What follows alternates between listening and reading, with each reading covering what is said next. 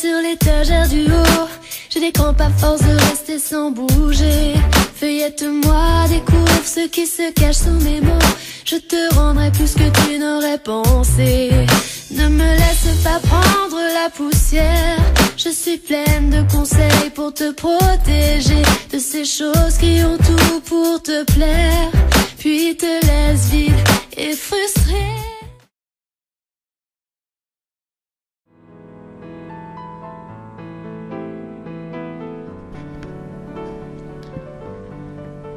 Leçon 9. Un nouveau royaume. Dans la leçon précédente, nous avons appris une merveilleuse vérité. Nous ne faisons qu'un avec le Seigneur Jésus-Christ. Comme le sarment est uni au cep, de même nous aussi, au Seigneur Jésus, nous sommes dans une union vivante. Nous sommes en lui et sa vie est en nous. Avec toutes les bénédictions merveilleuses que nous avons en Christ, nous pourrions penser que la vie chrétienne sera facile, mais ce n'est pas vrai. Nous avons plusieurs ennemis puissants, le péché, le moi, le monde, la chair et Satan lui-même. Dans cette leçon, nous traiterons du problème du péché dans la vie d'un chrétien. Au début de notre salut, nous débordons de joie, nos péchés sont pardonnés et nous avons la paix avec Dieu. Nous voulons plaire à Dieu dans tout ce que nous faisons. Peut-être pensons-nous que nous ne serons jamais plus ennuyés par le péché. Mais nous découvrons qu'il n'en est rien. Tôt ou tard, nous nous trouvons aux prises avec de mauvaises pensées ou de mauvaises actions. Nous nous tournons vers Dieu, nous confessons nos péchés et nous recevons son pardon, mais ensuite, nous refaisons encore les mêmes choses. Le problème, mes amis, c'est que nous sommes sous la puissance du péché. Certains chrétiens ne prennent pas cela au sérieux comme ils le devraient. Tant qu'ils peuvent se tourner vers Dieu et recevoir son pardon, ils pensent que tout va bien. Mais il n'en est pas ainsi. C'est terrible pour un chrétien de continuer à pécher. Une telle attitude attriste le Saint-Esprit et déshonore le nom de Jésus. L'apôtre Paul a traité du péché dans la vie d'un chrétien quand il a écrit « Que dirons-nous donc? Demeurerions-nous dans le péché afin que la grâce abonde? Loin de là. Nous qui sommes morts au péché, comment vivrions-nous encore dans le péché ?» Romains chapitre 6, versets 1 à 2. Pour l'apôtre Paul, il est impensable que nous continuions à pécher tout en étant chrétiens. Pourquoi? Parce que nous sommes morts au péché. Dans cette leçon, nous verrons ce que Paul voulait dire quand il écrivait que nous sommes morts au péché. Nous verrons comment le Seigneur Jésus nous a délivrés du royaume des ténèbres où règne le péché. Nous allons découvrir le secret de la liberté vis-à-vis de la puissance du péché. Voyons d'abord comment nous sommes entrés dans le royaume des ténèbres sous la domination du péché. Puis, nous verrons comment le Seigneur Jésus nous en a délivrés. Le péché est entré dans le monde par Adam. Le premier homme, Adam, a été créé sans péché. Mais il a désobéi à Dieu et il a fait entrer le péché dans le monde. La mort est venue comme résultat du péché. La Bible dit, c'est pourquoi, comme par un seul homme, le péché est entré dans le monde et par le péché la mort, et qu'ainsi la mort s'est étendue sur tous les hommes parce que tous ont péché. Romains chapitre 5 verset 12. Quand Adam s'est révolté contre Dieu, il s'est mis du côté de Satan, le premier rebelle. Adam est ainsi entré dans le royaume des ténèbres sous la domination du péché. Dieu a créé Adam pour gouverner, mais au lieu de cela, il est devenu esclave du péché et de Satan. Puisqu'Adam était le chef de la famille humaine, il a entraîné toute la race humaine dans le royaume des ténèbres sous la domination du péché. Tous les hommes sont devenus esclaves du péché. Romains 5, 19 dit, par la désobéissance d'un seul homme, beaucoup ont été rendus pécheurs. Notre situation semblait sans espoir. Nous étions séparés de la vie de Dieu, nous étions dans le royaume des ténèbres de Satan, nous étions pécheurs de nature et esclaves du péché.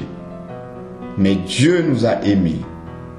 Et Dieu a fait quelque chose pour notre situation qui était lamentable. Il nous a donné un libérateur, le Seigneur Jésus-Christ. Que fait un libérateur? Il nous libère de quelque chose. Le Seigneur Jésus est venu nous libérer du royaume des ténèbres et nous délivrer de la puissance du péché. Le Seigneur Jésus a dit, « L'Esprit du Seigneur est sur moi parce qu'il m'a oint pour proclamer aux captifs la délivrance et pour renvoyer libres les opprimés. » Luc chapitre 4, versets 18 à 19. Le Seigneur Jésus est entré dans la race humaine par la naissance. Pour nous délivrer, le Seigneur Jésus devait venir là où nous étions. Il devait venir dans la famille d'Adam, c'est-à-dire la race humaine, et devenir un être humain comme nous. Nous devons nous arrêter un peu ici et considérer deux questions très importantes. La première, comment sommes-nous entrés dans la famille d'Adam? Nous y sommes entrés par la naissance. Il n'y a qu'un moyen d'entrer dans la race humaine et c'est par la naissance. La seconde question est comment sortons-nous de la famille d'Adam?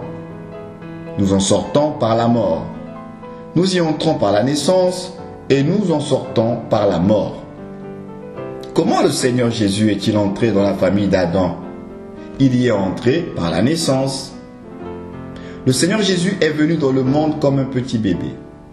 Le Seigneur Jésus était lui-même sans péché, il n'a jamais commis un seul péché, mais il est entré dans le royaume des ténèbres pour nous en délivrer. La Bible dit, « Ainsi donc, puisque les enfants participent au sang et à la chair, il y a également participé lui-même afin que par la mort, il délivrât tous ceux qui étaient dans la servitude. » Selon Hébreux chapitre 2, versets 14 à 15.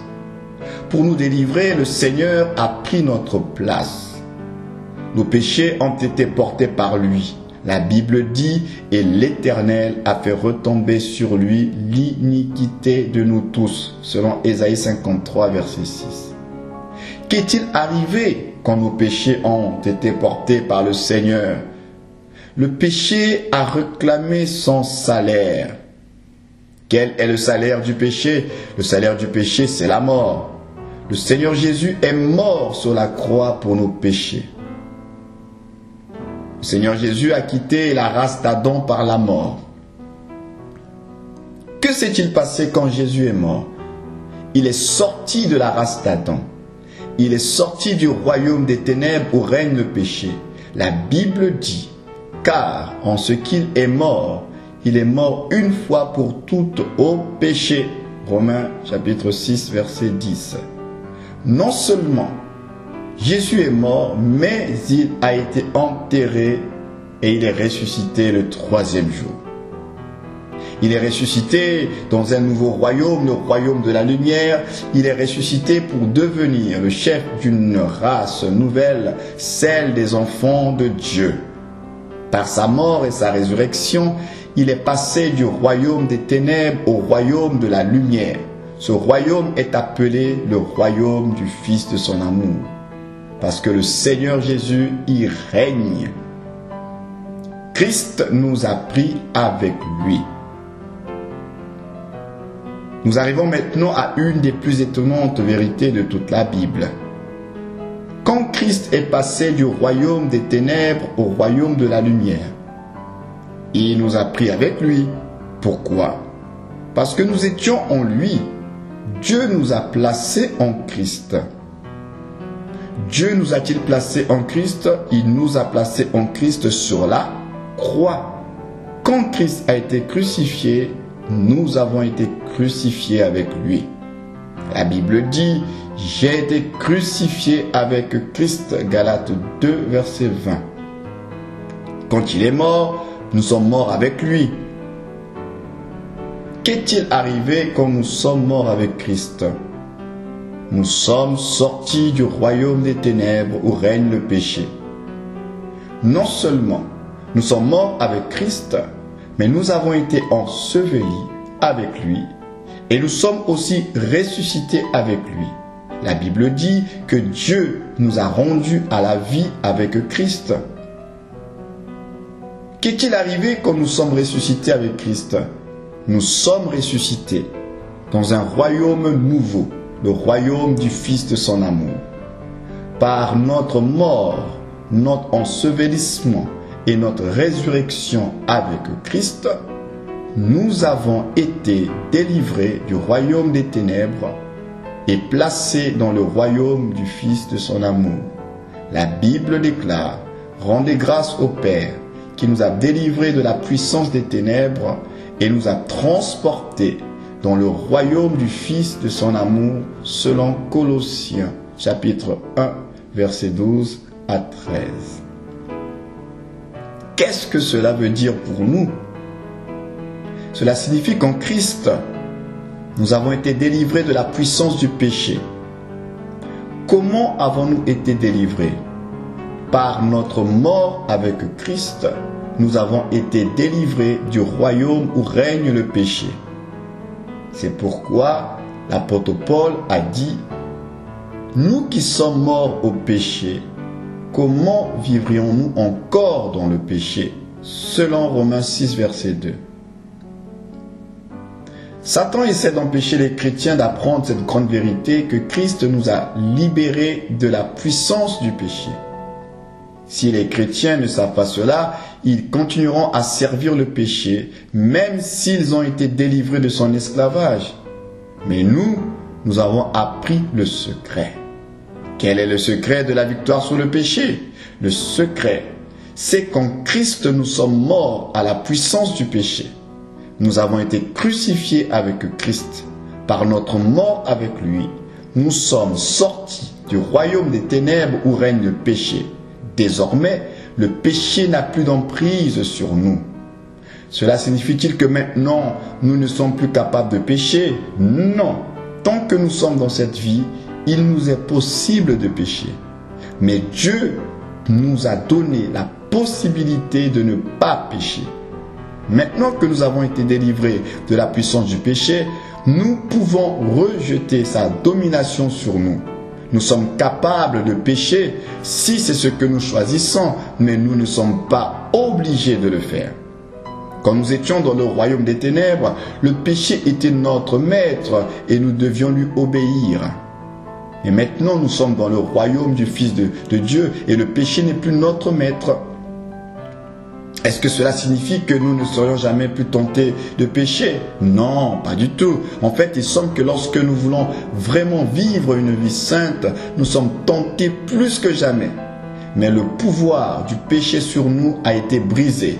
Le péché ne peut plus nous obliger à lui obéir.